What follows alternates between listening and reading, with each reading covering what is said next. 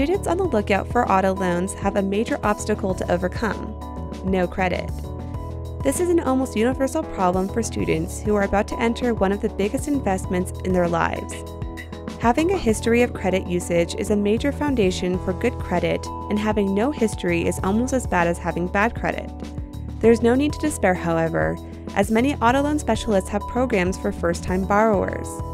This includes manufacturer financing companies who tailor their loans toward first-time borrowers with incentives aimed at specific car models. Though some may say there's a trick to getting an auto loan for students, there really isn't. There are a few steps you can take to getting off the ground with your credit history and gaining approval on a loan. The most obvious step is having a steady paycheck. The first thing lenders want to know about you, the first-time borrower, is that you can afford the loan. A steady income is a clear indication that you have a regular source of income, even a part-time job, that will allow you to make the monthly payments.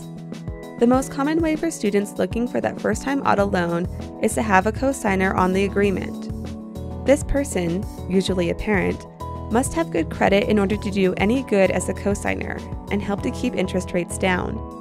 In the event you can't meet the obligations of the loan, they will be responsible for repaying the debt.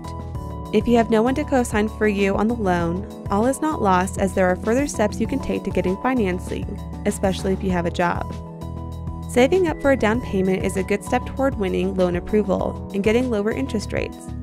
Being ready to pony up at least 20% of the total cost of the car you're interested in shows the lender that you're responsible enough to set aside money and committed to the investment.